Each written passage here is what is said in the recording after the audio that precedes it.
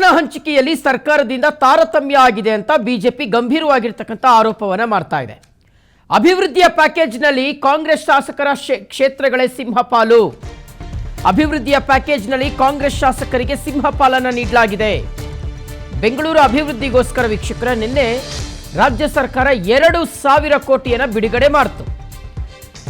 ಈ ಪೈಕಿ ಅನುದಾನವನ್ನು ಪಡ್ಕೊಂಡಂತಹ ಕ್ಷೇತ್ರಗಳೇನಿದ್ದಾವೆ 28 ವಿಧಾನಸಭಾ ಕ್ಷೇತ್ರಗಳು. ಆ ಪೈಕಿ ಕಾಂಗ್ರೆಸ್ನ ಕ್ಷೇತ್ರಗಳಿಗೆ ಅಂದರೆ ಕಾಂಗ್ರೆಸ್ ಶಾಸಕರು ಪ್ರತಿನಿಧಿಸುವ ಕ್ಷೇತ್ರಗಳಿಗೆ ಹೆಚ್ಚಿನ ಅನುದಾನವನ್ನು ನೀಡಲಾಗಿದೆ ಅನ್ನುವ ಆರೋಪ ಕೇಳಿ ಬರ್ತಾ ಇದೆ. ಈ ನಿಟ್ಟಿನಲ್ಲಿ ಬಿಜೆಪಿ ನಾಯಕರು ಆಕ್ರೋಶವನ್ನು ವ್ಯಕ್ತಪಡಿಸ್ತಾ ಇದ್ದಾರೆ.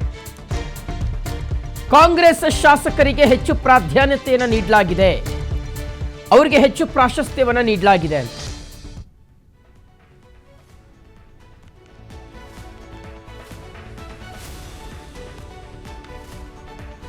ಓಕೆ, ಸೊ ಈಗ ಜಯನಗರ ಶಾಸಕರಾಗಿರುವಂಥ ಸಿ.ಕೆ. ಮೂರ್ತಿ ಅವರಿದ್ದಾರೆ. ಸರ್ ಗುಡ್ ಮಾರ್ನಿಂಗ್, ಶಿವಶಂಕರ್ ಮಾತಾಡ್ತಿದ್ದೀನಿ ಸರ್. ಸಿ.ಕೆ. ರಾಮಮೂರ್ತಿ ಮಾತಾಡ್ತಾ ಇರೋದು ಜಯನಗರ ಶಾಸಕ. ಗೊತ್ತಾಯ್ತು ಸರ್, ಶಿವಶಂಕರ್ ಮಾತಾಡ್ತಿದ್ದೀನಿ ಸರ್. ನಮಸ್ಕಾರ ಶಿವಶಂಕರ್. ಎಸ್ ಸರ್, ಏನು ಹೇಳ್ತೀರಿ ಸರ್? ಈಗ ಅನುದಾನ ತಾರತಮ್ಯ ಆಗಿದೆ, ಅನುದಾನ ತಾರತಮ್ಯ ಆಗಿದೆ ಅನ್ನುವ ಆರೋಪ ಇದೆ. ತಮ್ಮ ಪಕ್ಷದ ನಾಯಕರು ಅದನ್ನೇ ಹೇಳ್ತಿದ್ದಾರೆ, ಆರಕ್ಷಕರು ಅದನ್ನೇ ಹೇಳ್ತಾ ಇದ್ರು. ಏನು ಹೇಳ್ಬೋದು ತಾವು? ಇವತ್ತು ಇಡೀ ಬೆಂಗಳೂರು ಎಲ್ಲ ಒಂದೇ ಅಂತ ನಾವು ತೀರ್ಮಾನ ಮಾಡಿಕೊಂಡಾಗ, ಸರ್ಕಾರ ಬ್ರ್ಯಾಂಡ್ ಬೆಂಗಳೂರು ಅಂತ ತೀರ್ಮಾನ ಮಾಡಿಕೊಂಡಾಗ ಜಯನಗರಕ್ಕೆ ಒಂದು, ಕಾಂಗ್ರೆಸ್ಗೆ ಒಂದು ಅನುದಾನವನ್ನು ಕೊಡೋದು ಎಷ್ಟು ಮಟ್ಟಿಗೆ ಸರಿ? ಇವತ್ತು ಬಿ ಜೆ ಪಿ ಇರುವ ಶಾಸಕರಿಗೆ 40 ಕೋಟಿ ರೂಪಾಯಿ ಮತ್ತು ಔಟ್ಸ್ಕರ್ಟ್ಸ್ಗೆಲ್ಲ 50 ಕೋಟಿ ರೂಪಾಯಿನ ಕೊಟ್ಟಿದ್ದಾರೆ.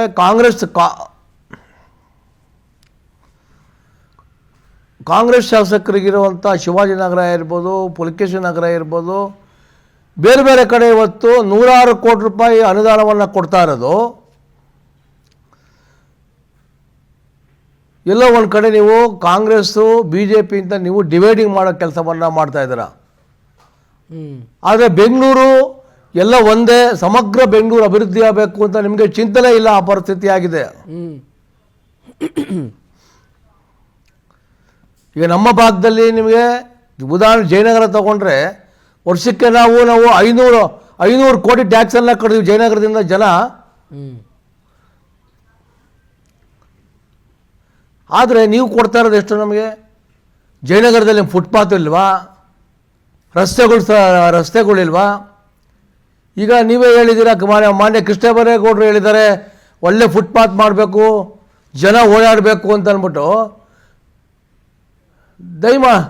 ದಯಮಾಡಿ ನಮ್ಮ ಕಾನ್ಸ್ಟಿಟ್ಯೂನ್ಸಿ ನೀವು ಬನ್ನಿ ನೋಡಿ. ಇಲ್ಲಿ ಕಾನ್ಸ್ಟಿಟ್ಯೂನ್ಸಿನಲ್ಲಿ 100 ಅಡಿ ಒಟ್ಟಿಗೆ ವಾಕಿಂಗ್ ಮಾಡೋಣ. ಫುಟ್ಪಾತಲ್ಲಿ ಯಾವ ಫುಟ್ಪಾತಲ್ಲಿ ತಗೊಳ್ಳಿ, 100 ಅಡಿ ವಾಕಿಂಗ್ ಮಾಡಿದ್ರೆ ಓಕೆ. ಎಲ್ಲ ಫುಟ್ಪಾತ್ಗಳು ಹಾಳಾಗಿದೆ.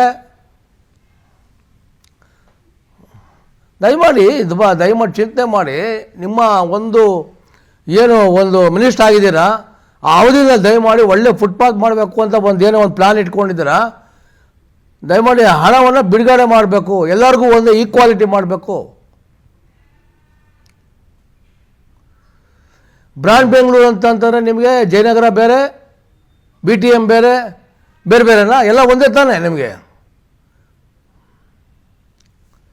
ದಯಮಾಡಿ ನೀವು ರಿಕ್ವೆಸ್ಟ್ ಮಾಡ್ಕೊಳ್ಳೋದು, ಬೆಂಗಳೂರು ಚೆನ್ನಾಗಬೇಕು ಅಂತ ಏನು ನೀವು ಮನಸ್ಸಲ್ಲಿ ಅಂದ್ಕೊಂಡಿದ್ದೀರಾ, ಸಮಗ್ರವಾಗಿ ಏನು ಡೆವಲಪ್ಮೆಂಟ್ ಮಾಡಬೇಕು ಅಂತಿದ್ದೀರಾ, ಒಳ್ಳೆ ರಸ್ತೆ ಕೊಡಬೇಕು ಅಂತ ಏನಿದೆ, ಒಳ್ಳೆ ನಿಮಗೆ ಫುಟ್ಪಾತ್ ಕೊಡಬೇಕು ಅಂತೇನಿದೆ, ದಯಮಾಡಿ ಈಕ್ವಲ್ ಆಗಿ ಮಾಡಿ. ಔಟ್ಸ್ಕರ್ಟ್ಗೆ ನಾನು ಹೇಳ್ತಾ ಇರೋದು, ಔಟ್ಸ್ಕರ್ಟ್ ದೊಡ್ಡ ಕ್ಷೇತ್ರ, ಅದಕ್ಕೆ ಜಾಸ್ತಿ ಮಾಡಿ, 100 ಕೋಟಿ ಮಾಡಿ. ಅದ್ರ ಬಗ್ಗೆ ನಮಗಿಲ್ಲ. ನಮ್ಮ ಕೋರಲ್ಲಿರುವಂಥ ಕಾನ್ಸ್ಟಿಟ್ಯೂನ್ಸಿಗಳನ್ನ 10 ಕೋಟಿ ರೂಪಾಯಿನ ಕಟ್ ಮಾಡಿ ಅವ್ರಿಗೆ ಕೊಟ್ಟೋದು ಯಾವ ಥರ ಇದೆ ಅಂತ ಗೊತ್ತಾಗ್ತಿಲ್ಲ. ದಯಮಾಡಿ ಮಾನ್ಯ ಮುಖ್ಯಮಂತ್ರಿಗಳಲ್ಲಿ ಮನವಿ ಮಾಡ್ಕೊತೀನಿ, ದಯಮಾಡಿ ಈಕ್ವಲ್ ಮಾಡಿ. ಒಂದು ಕಣ್ಣಿಗೆ ಬೆಣ್ಣೆ, ಒಂದು ಕಣ್ಣಿಗೆ ಸುಣ್ಣ ಹಚ್ಚುವಂಥ ಕೆಲಸವನ್ನು ನೀವು ಮಾಡಬೇಡಿ ಅಂತ ನಾನು ಕೇಳ್ಕೊತೀನಿ ಸರ್. ಓಕೆ ಸರ್, ಈಗ ನಿಮ್ಮ ಕ್ಷೇತ್ರಕ್ಕೆ ಎಷ್ಟು ಬಂದಿದೆ ಸರ್? ರಾಮಮೂರ್ತಿ ಸರ್, ನಿಮ್ಗೆ ಎಷ್ಟು ಬಂದಿದೆ? 40 ಕೋಟಿ ರೂಪಾಯಿ ನಮ್ಮ ಸ್ಯಾಂಕ್ಷನ್ ಬಂದಿದೆ. ಸಾಕಾ ಸರ್? ನಮ್ಮಲ್ಲಿ 100 ಫೀಟ್ ರಸ್ತೆಗಳಿದೆ, 60 ಫೀಟ್ ರೋಡ್ ಇದೆ, 40 ಫೀಟ್ ಇದೆ. ಒಂದು ಸಾವಿರದ ಮೇಲೆ ರಸ್ತೆಗಳಿದೆ ನಮಗೆಲ್ಲ. ಜನ ಪಾರ್ಕ್ ಡೆವಲಪ್ಮೆಂಟ್ ಆಗಿಲ್ಲ, ಆಟದ ಮೈದಾನ ಡೆವಲಪ್ಮೆಂಟ್ ಆಗಿಲ್ಲ, ಏನೂ ಮಾಡಿದ್ದಾರೆ. 40 ಕೋಟಿ ರೂಪಾಯಿ ತಗೊಂಡೋಗ್ರೆ ರಸ್ತೆಗೆ ಅಂತ ಕೊಟ್ರೆ ಎಲ್ಲೋ ಒಂದ್ ಕಡೆ ಇದು ಸರಿ ಕಾಣ್ತಲ್ಲ. ಸರಿ ಸರಿ. ಅಲ್ಲ ಸರ್, ಈ 40 ಕೋಟಿನಲ್ಲಿ ಇಟ್ಕೊಂಡು ಇದು ಅಸೆಂಬ್ಲಿಲಿ ನಾವು ಮಾತಾಡ್ತೀವಿ ಏನ್ ಇದ್ರ ಬಗ್ಗೆ. ಮಾಡ್ತೀರಿ ಅಂತ, ಯಾವ ರಸ್ತೆ ಅಭಿವೃದ್ಧಿ ಮಾಡ್ತೀರಿ ಅಂತ 40 ಕೋಟಿಲಿ? ಸರ್ ಈಗ ಏನಾಗಿದೆ, ಹಿಂದೆ ಒಂದು 25 ಕೋಟಿ ರೂಪಾಯಿನ ನಾವು ವೈಟ್ ಟ್ಯಾಪಿಂಗ್ ಕೊಟ್ಟರು. ಈ ವರ್ಷ 40 ಕೋಟಿ ರೂಪಾಯಿ 50 ಕೋಟಿ ರೂಪಾಯಿ ಕೊಟ್ಟಾಗ ಸ್ವಲ್ಪ ಖುಷಿ ಆಯಿತು, ಫುಟ್ಪಾತ್ಗಳು ಡೆವಲಪ್ಮೆಂಟ್ ಮಾಡೋಣ ಅಂತ ಅಂದ್ಬಿಟ್ಟು. ಆದರೆ ಇವಾಗ ಅದನ್ನು ಕಟ್ ಮಾಡಿ 40 ಕೋಟಿ ಮಾಡಿ ಎಲ್ಲೋ ಒಂದು ಕಡೆ ಏನಾಗ್ತಿದೆ, ಪಕ್ಕದಕ್ಕೆ ನೀವು ಅವ್ರದ್ದು ಗ್ರೇಟರ್ ಬೆಂಗಳೂರು, ಬ್ರ್ಯಾಂಡ್ ಬೆಂಗಳೂರು ಅದಾಗಬೇಕು, ನಮ್ಮದು 0 ಆಗಬೇಕು. ಓಕೆ. ಆದರೆ ನೀವು ಒಂದು ಬೆಂಗಳೂರಿನಲ್ಲಿ ಜನ ಟ್ಯಾಕ್ಸ್ ಕಟ್ತಾರೆ, ನಿಮ್ಮ ಕೈಯಿಂದ ಏನು ಕೊಡ್ತಾ ಇಲ್ಲ. ಜಯನಗರ ಆಗಲಿ, ಪದ್ಮನಾಭನಗರ ಆಗಲಿ, ಬಸವನಗುಡಿ ಆಗಲಿ, ಚಿಕ್ಕಪೇಟೆ ಆಗಲಿ, ಎಲ್ಲೆಲ್ಲಿ BJP MLAಗಳಿದ್ದಾರೆ ಅಲ್ಲೇನು ಟ್ಯಾಕ್ಸ್ ಕಟ್ತಾ ಇದಾರಲ್ಲ ನಿಮಗೆ.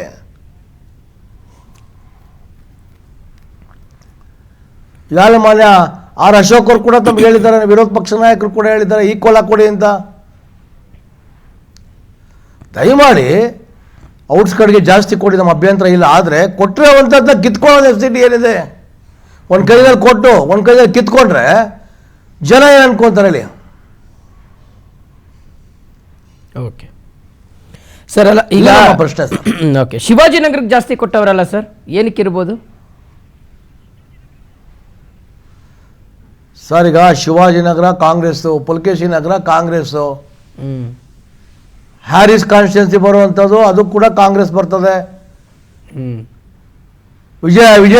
ವಿಜಯನಗರ ಕಾಂಗ್ರೆಸ್ಸು, ಗೋವಿಂದರಾಜ್ ನಗರ ಕಾಂಗ್ರೆಸ್ಸು, ನೀವು ಎಲ್ಲವೂ ಕೂಡ ಚಾಮರಾಜಪೇಟೆ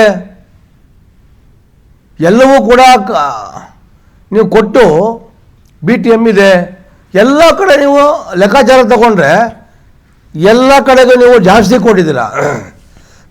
ಅದು ಲಾಸ್ಟ್ ಇಯರು ಜಾಸ್ತಿ ಕೊಟ್ಟಿದ್ದೀರಾ. ದಯಮಾಡಿ ನಿಮ್ಮಲ್ಲಿ ಕೈ ಮುಗಿದು ಕೇಳ್ಕೊತೀವಿ, ಎಲ್ಲರಿಗೂ ಈಕ್ವಲ್ ನೋಡಿ. ಬೆಂಗಳೂರು ನಗರ ಅಂದರೆ ಎಲ್ಲ ಒಂದೇ ಇದೆ. ಕೆಂಪೇಗೌಡರು ಏನು ಕಟ್ಟಿದ್ರು, ಬೆಂಗಳೂರು ನಗರ ಸಮಗ್ರ ಅಭಿವೃದ್ಧಿ ಆಗಬೇಕು, ಎಲ್ಲ ಫುಟ್ಪಾತ್ಗಳು ಚೆನ್ನಾಗಿರಬೇಕು, ಪಾರ್ಕ್ಗಳು ಚೆನ್ನಾಗಿರಬೇಕು, ರಸ್ತೆಗಳು ಚೆನ್ನಾಗಿರಬೇಕು. ದಯಮಾಡಿ ಎಸ್ಟಿಮೇಟ್ ಮಾಡಿಸಿ. ಅಲ್ಲ ಸರ್, ಈಗ ನಿಮ್ಮ ಕ್ಷೇತ್ರ ಅಭಿವೃದ್ಧಿ ಅವಶ್ಯಕತೆ ಅಷ್ಟು ಕೊಡ್ಬೇಕು. ರಾಮಮೂರ್ತಿ ಸರ್, ಈಗ ನಿಮ್ಮ ಕ್ಷೇತ್ರ ಅಭಿವೃದ್ಧಿ ಆಗ್ಬಿಟ್ರೆ ಕ್ರೆಡಿಟ್ ಬರುತ್ತೆ, ಅವ್ರಿಗೇನು ಹೋಗುತ್ತೆ ಕ್ರೆಡಿಟ್? ಅಲ್ಲಲ್ಲ, ಈ ಕ್ಷೇತ್ರ ಯಾವುದೇ ಕ್ಷೇತ್ರ ಬೆಂಗಳೂರು ನಗರದಲ್ಲಿ ಡೆವಲಪ್ಮೆಂಟ್ ಮಾಡಿದ್ರೆ ಯಾವ ಸರ್ಕಾರ ಇದೆ ಆ ಸರ್ಕಾರ ಕ್ರೆಡಿಟ್ ಬರುತ್ತೆ.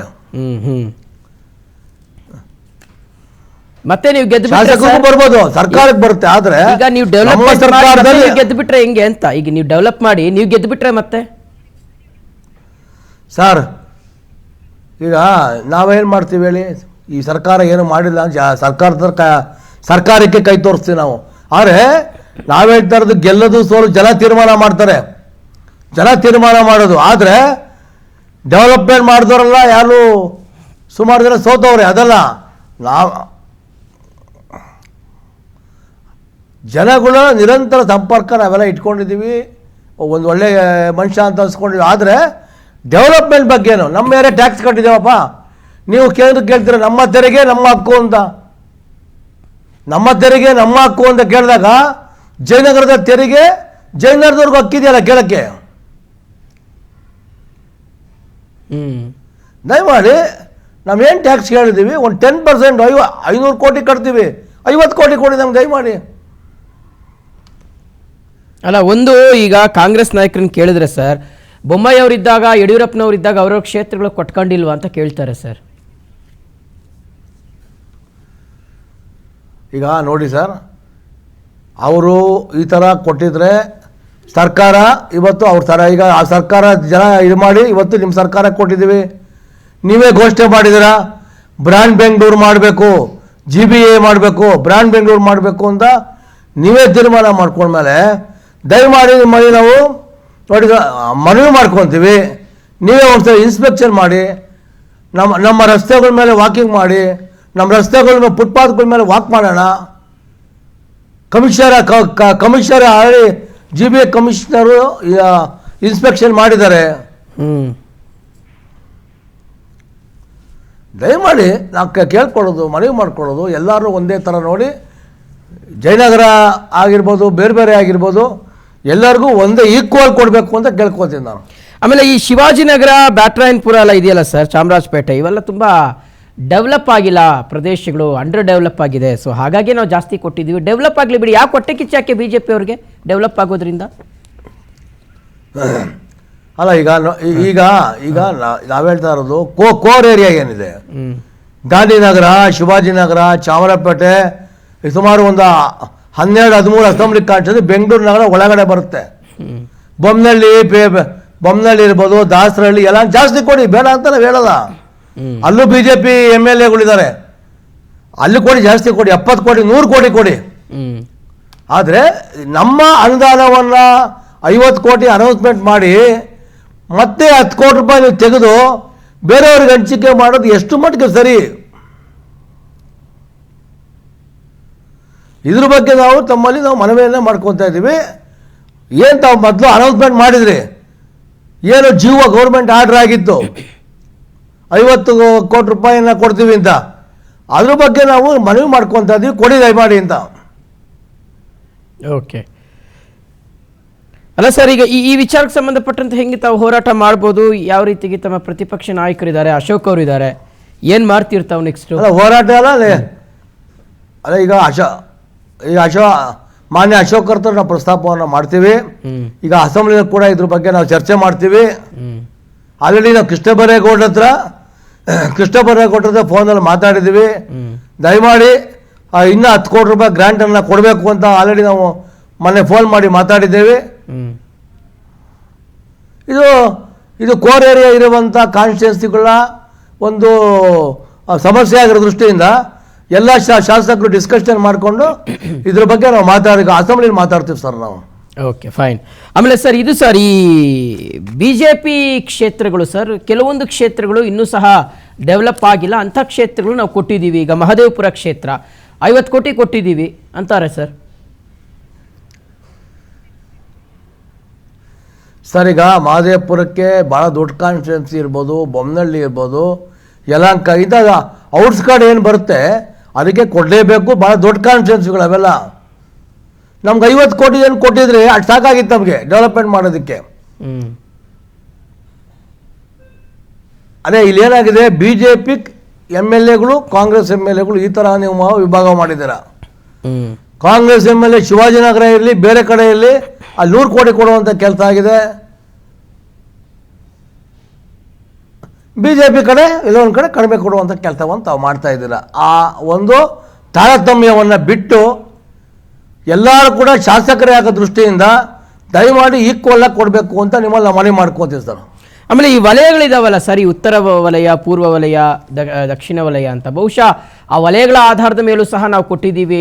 ಆ ವಲಯದ ಆಧಾರದ ಮೇಲೆ ವಿಂಗಡಣೆ ಮಾಡಿದ್ದೀವಿ ಅಂತ. ಅಂದರೆ ಈಗ ಯಾವ ಮಾನದಂಡದ ಮೇಲೆ ಇದನ್ನು ಹಂಚಿಕೆ ಮಾಡಿದ್ದಾರೆ, ಯಾವ ಅಧಿಕಾರಿಗಳನ್ನು, ಯಾವ ತಜ್ಞರನ್ನು ಭೇಟಿ ಮಾಡಿದ್ದಾರೆ ಸರ್ಕಾರ, ಯಾರ ಒಪಿನಿಯನ್ನ ತಗೊಂಡಿದೆ ಅಂತ?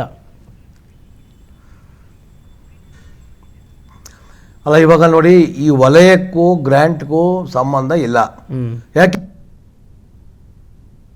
ಒಂದು ಕಡೆ ಒಂದು 72 ವಾರ್ಡ್ಗಳು ಬರುತ್ತೆ, ಒಂದು ಕಡೆ 114 ವಾರ್ಡ್ ಬರುತ್ತೆ. ಆದರೆ ನೀವು ಕಾನ್ಸ್ಟಿಟ್ಯೂನ್ಸಿ ವೈಸ್ ಅಂತ ನೀವು ಮಾಡಿದ್ದೀರಾ, ಆ ಕಾನ್ಸ್ಟಿಟ್ಯೂನ್ಸಿ ವೈಸಲ್ಲಿ ಯಾರು AWಗಳಿದ್ದಾರೆ, AEಗಳಿದ್ದೀರಾ, ಎಕ್ಸಿಕ್ಯೂಟಿವ್ ಇಂಜಿನಿಯರ್ ರಿಪೋರ್ಟ್ಗಳು ತೊಗೊಂಡಿದ್ದೀರಾ ನೀವು? ಈ ರಿಪೋರ್ಟ್ ತೊಗೊಳ್ಳಿ. ನೀವು ಎಷ್ಟು ರಸ್ತೆ ಎಷ್ಟು ರಸ್ತೆಗೆ ಸ್ಯಾಂಕ್ಷನ್ ಮಾಡಬೇಕು, ಎಷ್ಟು ಫುಟ್ಪಾತ್ಗಳು ನಿರ್ಮಾಣ ಮಾಡಬೇಕು, ರಿಪೇರಿಗಳು ಮಾಡಬೇಕು, ಇದೆಲ್ಲವೂ ಕೂಡ ತಾವು ತಗೊಂಡು ಇವತ್ತಿನ ನೀವು ಒಂದು ಇದರಲ್ಲಿ ಆಕ್ಚುಲಿ 100 ಕೋಟಿ ಕೊಡಬೇಕು.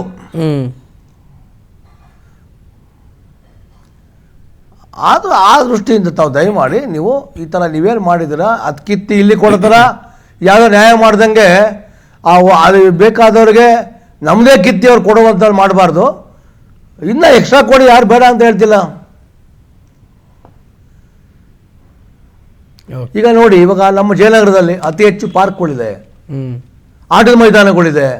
ಎಲ್ಲ ಶಿವಾಜಿನಗರಕ್ಕೆ ಹೋಲಿಸ್ಕೊಂಡ್ರೆ, ಈಗ ಚಾನಪೇಟೆಗೆ ಹೋಲಿಸ್ಕೊಂಡ್ರೆ ಎಲ್ಲ 100 ಫೀಟ್ ರಸ್ತೆಗಳಿದೆ, ಒಳ್ಳೊಳ್ಳೆ ಫುಟ್ಪಾತ್ಗಳಿದೆ. ಇದು ಯಾವ ಮೂಲೆ ಸಾಕಾಗುತ್ತೆ ಅಂತ ನಾವು ಸಚಿವರು ಮನವಿ ಮಾಡ್ಕೊತೀನಿ ಸರ್. ಆಯಿತು. ಆಮೇಲೆ ಸರ್, ಇನ್ನೊಂದು ಬಿ ಜೆ ಪಿಗಳನ್ನು ನೀವು ಆರೋಪ ಮಾಡ್ತಾ ಇರೋದು ಈ ಅನುದಾನವನ್ನು ದುರ್ಬಳಕೆ ಮಾಡ್ಕೊಳ್ತಾರೆ. ಶಾಸಕರ ಕಚೇರಿಗಳು, ಸಮುದಾಯ ಭವನಗಳ ಕಡೆಗೆ ಹೋಗ್ತವೆ ದುಡ್ಡು, ಈ ರೋಡ್ ರಿಪೇರಿ ಆಗಲ್ಲ ಅನ್ನೋ ಆರೋಪ ಇದೆ. ತಾವೇ ಮಾಡ್ತಾ ಇರ್ತಕ್ಕಂಥ ಆರೋಪ ಇದೆ ಬಿ ಜೆ ಪಿಗಳು. ಅಲ್ಲ, ಇವಾಗ ಕೊಟ್ಟಿರುವಂಥದ್ದು ರಸ್ತೆಗಳಿಗೆ ನೀವು ಕೊಟ್ಟಿದ್ದೀರಾ, ಫುಟ್ಪಾತ್ಗಳಿಗೆ ಕೊಟ್ಟಿದ್ದೀರಾ. ಯಾವುದೇ ಸಮುದಾಯಕ್ಕೆ ಇದುವರೆಗೆ ಬಿಡುಗಡೆ ಆಗಿಲ್ಲ. ನಾವು ಶಾಸಕರಾಗಿ 3 ವರ್ಷ ಆದಮೇಲೆ ಯಾವುದೇ ಒಂದು ಸಮುದಾಯಕ್ಕೆ ಹಣ ಬಿಡುಗಡೆ ಆಗಿಲ್ಲ.